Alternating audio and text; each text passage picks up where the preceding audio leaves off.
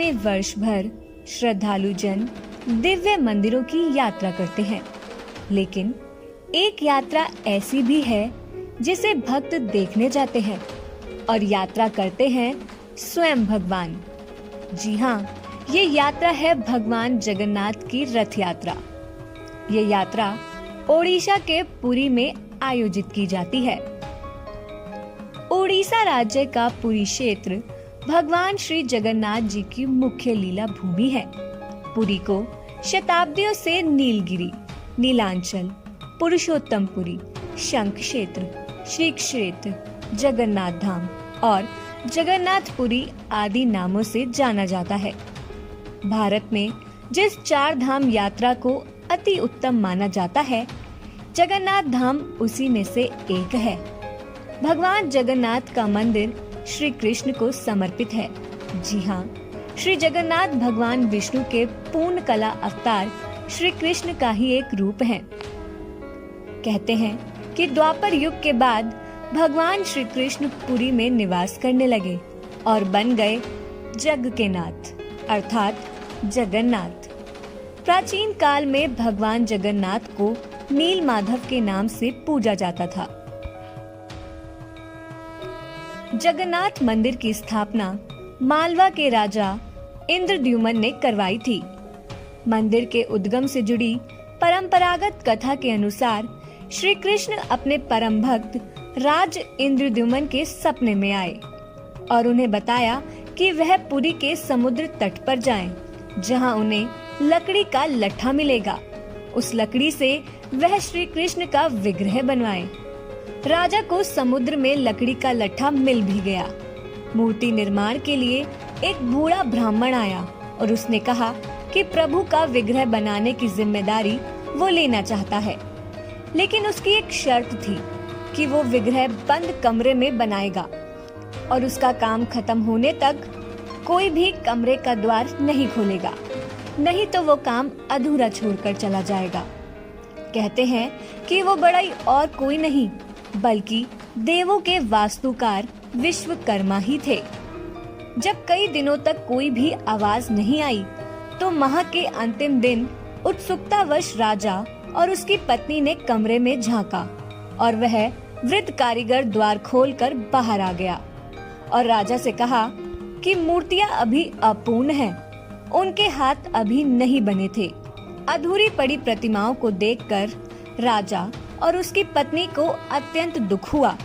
तभी वहां पर ब्राह्मण के रूप में नारद मुनि पधारे और उन्होंने राजा से कहा कि भगवान इसी स्वरूप में अवतरित होना चाहते हैं और दरवाजा खोलने का विचार स्वयं श्री कृष्ण ने राजा के मन में उत्पन्न किया था, इसलिए वह निश्चिंत हो जाएं। यह मूर्तियां ऐसे ही स्थापित होकर पूजी जाएंगी। जगन्नाथपुरी का प्रधान पर्व है रथ यात्रा। भारत के प्रमुख महोत्सवों की तरह ही इस रथ यात्रा ने अंतर्राष्ट्रीय ख्याति प्राप्त की है। ये रथ यात्रा न केवल भारत के श्रद्धालुओं अपितु विदेशों से आने वाले पर्यटकों की भी आकर्षण का केंद्र बनती है। इस यात्रा में पुरी में स्थापित जगन्नाथ मंदिर के तीनों मुख्य देवताओं प्रभु जगन्नाथ, बलभद्र और सुभद्रा की मूर्तियों को अलग अलग भव्य और सुसज्जित रथ पर विराजित करके विशाल यात्रा का आयोजन किया जाता है। ये रथ यात्रा कब और कैसे प्रारंभ हुई, इस विषय में कई कथाएं प्रचलित है। कथा अनुसार भगवान जगन्नाथ की बहन सुभद्रा ने एक दिन उनसे द्वारका के दर्शन करने की इच्छा जताई। तभी भगवान जगन्नाथ ने उनकी प्रार्थना स्वीकार की और सुभद्रा की इच्छा पूर्ति के लिए उन्हें रथ में बिठाया और बलभद्र सहित उन्हें पूरे नगर का भ्रमण करवाया। इसके बाद से ही जगन्नाथपुरी की रथ यात्रा की शुरुआत हुई थी। जगन्नाथपुरी की यात्रा के रथों का निर्माण अक्षय तृतीया के दिन वन जगह महोत्सव से शुरू हो जाता है, जिन्हें हर साल नए तरीके से बनाया जाता है। इन रथों को कई लोग मिलकर बनाते और सजाते हैं। रथ यात्रा के लिए बनाए जाने वाले रथों का निर्माण केवल लकड़ियों से ही होता है। रथ में कोई भी कील या कांटा किसी भी धातु का नहीं लगाया जाता। रथ के लिए लकड़ियां एकत्र करने का कार्य बसंत पंचमी से ही शुरू हो जाता है।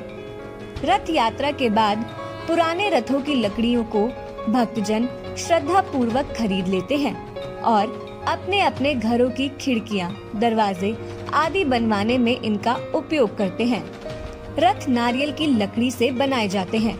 ये लकड़ी वजन में भी अन्य लकड़ियों की तुलना में हल्की होती है और इसे आसानी से खींचा जा सकता है।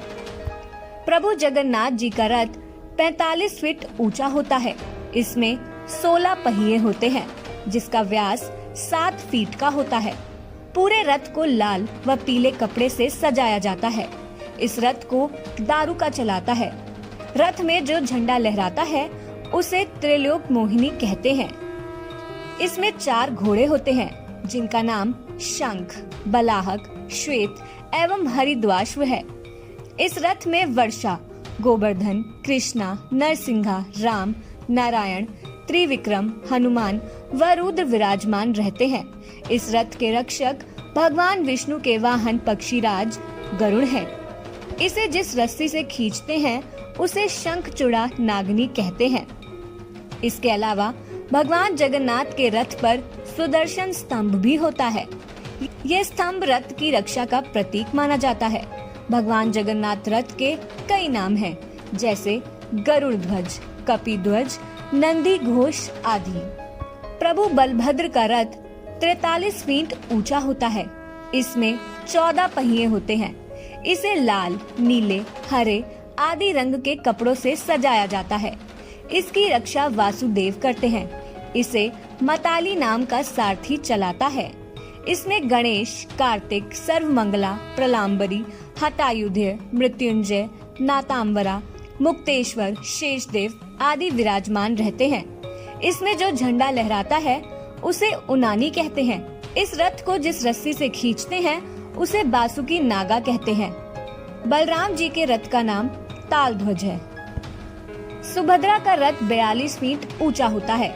इसमें 12 पहिए होते हैं। इसे लाल, काले रंग के कपड़े से सजाया जाता है। सुभद्रा जी के रथ पर देवी दुर्गा का प्रतीक होता है। रथ के रक्षक जय दुर्गा व सारथी अर्जुन होते हैं।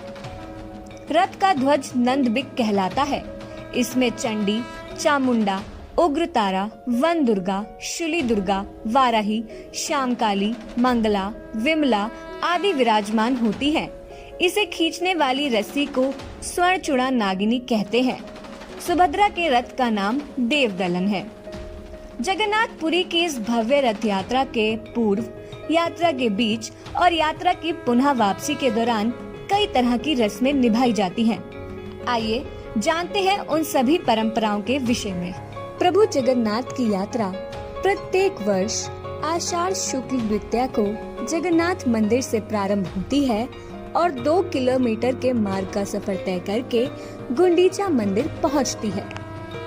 यात्रा प्रारंभ होने से पूर्व ज्येष्ठ पूर्णिमा के दिन प्रभु जगन्नाथ को बड़े भाई बलराम जी तथा बहन सुभद्रा के साथ रतन सिंहासन से उतारकर मंदिर के पास बने स्नान मंडप में ले जाया जाता है। 108 कलशों से उनका शाही स्नान होता है। मान्यता है कि इस स्नान से प्रभु बीमार हो जाते हैं और उन्हें ज्वर आ जाता है। इसलिए 15 दिन तक प्रभु को एक विशेष कक्ष में रखा जाता है, जिसे औसर घर कहते हैं। इन 15 दिनों की अवधि में महाप्रभु को मंदिर के प्रमुख सेवकों और वैद्यों के अलावा कोई और नहीं देख सकता। इस दौरान जगन्नाथ मंदिर में महाप्रभु के प्रतिनिधि अलारनाथ जी की प्रतिमा स्थापित की जाती है तथा उनकी पूजा अर्चना की जाती है। 15 दिन बाद भगवान स्वस्थ होकर कक्ष से बाहर निकलते हैं और भक्तों को दर्शन देते हैं, जिसे नव यौवन नेत्र उत्सव भी कहते हैं। इन रस्मों के बाद छर पहनरा नामक अनुष्ठान संपन्न किया जाता है। इसके तहत पुरी के गजपति राजा पालकी में यहाँ आते हैं और इन तीनों रथों की विधिवत पूजा करते हैं और सोने की झाड़ू से रथ मंडप और रास्ते को साफ करते हैं। इसके बाद आषाढ़ शुक्ल द्वितीया के दिन महाप्रभु श्री कृष्ण और बड़े भाई बलराम जी तथा बहन सुभद्रा जी के साथ बाहर राजमार्ग पर आते हैं और रथ पर विराजमान होकर नगर भ्रमण पर निकलते हैं। यात्रा की शुरुआत ढोल, नगाड़ों, तुरही और शंख ध्वनि के साथ सबसे पहले बलभद्र जी के रथ से होती है। इसके बाद माता सुभद्रा के पद्म रथ की यात्रा शुरू होती है। सबसे अंत में भक्त भगवान जगन्नाथ जी के रथ नंदी घोष को बड़े बड़े रथों की सहायता से खींचना शुरू करते हैं। इन रथों को कोई भी भक्तगण खींच सकता है। प्रत्येक वर्ष भगवान के रथ को खींचने के लिए भक्तों में होड़ लगी रहती है। सभी इस रथ को खींचकर पुण्य का भागी बनना चाहते हैं। इस रथ यात्रा के बारे में स्कंद पुराण, नारद पुराण, पद्म पुराण और ब्रह्म पुराण में भी बताया गया है। मान्यताओं के अनुसार जो भी व्यक्ति इस रथ यात्रा में शामिल होकर इस रथ को खींचता है उसे 100 यज्ञ करने के बराबर पुण्य प्राप्त होता है। कहते हैं कि इस रथ यात्रा के दौरान स्वयं भगवान अपने पूरे नगर में भ्रमण करते हैं। वह लोगों के बीच स्वयं आते हैं और उनके सुख दुख में सहभागी बनते हैं। जो भक्त रथ यात्रा के दौरान भगवान के दर्शन करते हैं और रास्ते की धूल कीचड़ में लेट लेट कर यात्रा पूरी करते हैं, उन्हें श्री विष्णु के उत्तम धाम की प्राप्ति होती है।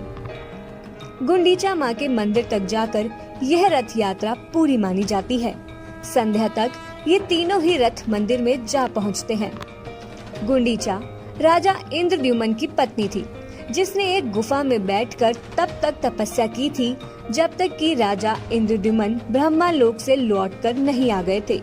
उनकी तपस्या के चलते ही वह देवी बन गई और उनके तप के बल से ही राजा नारद मुनि के साथ ब्रह्मलोक की यात्रा करने समय पर लौट आए। यह भी माना जाता है कि माँ गुंडीचा भगवान जगन्नाथ की मासी है। यहीं पर विश्वकर्मा जी ने भगवान जगन्नाथ, उनके भाई बलभद्र और बहन सुभद्रा की प्रतिमा का निर्माण किया था। रथ यात्रा से एक दिन पहले श्रद्धालुओं के द्वारा गुंडीचा मंदिर को शुद्ध जल से धोकर साफ किया जाता है। इस परंपरा को गुंडीचा मार्जन कहा जाता है। जब जगन्नाथ यात्रा गुंडीचा मंदिर में पहुंचती है, उसके अगले दिन भगवान जगन्नाथ, सुभद्रा एवं बलभद्र जी को रथ से उतारकर विधि पूर्वक स्नान कराया जाता है और उन्हें पवित्र वस्त्र पहनाए जाते हैं।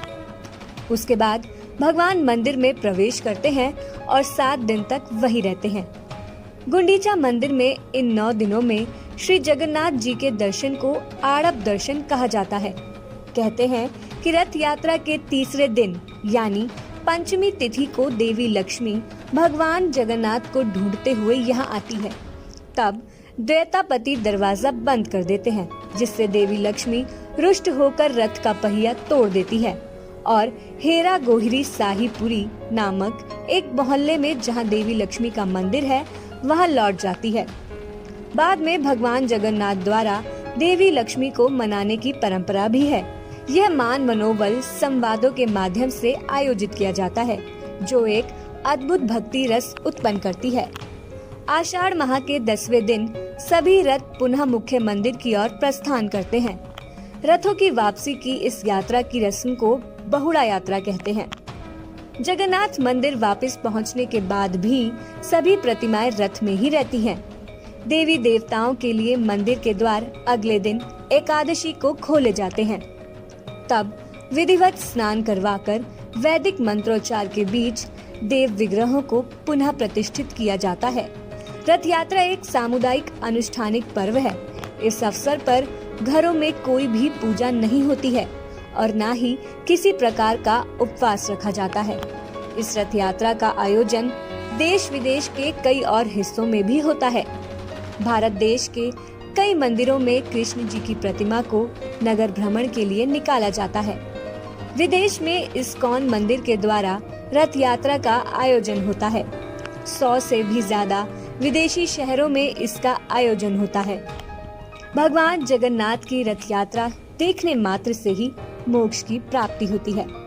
संभवतः केवल इसी यात्रा के दौरान भक्तों को अपने प्रभु के दर्शन करने किसी मंदिर जाने की आवश्यकता नहीं होती, अपितु प्रभु स्वयं अपने भक्तों को दर्शन देने मंदिर से बाहर आते हैं। भगवान जगन्नाथ की कृपा सदैव अपने भक्तों पर बनी रहे। नमस्कार।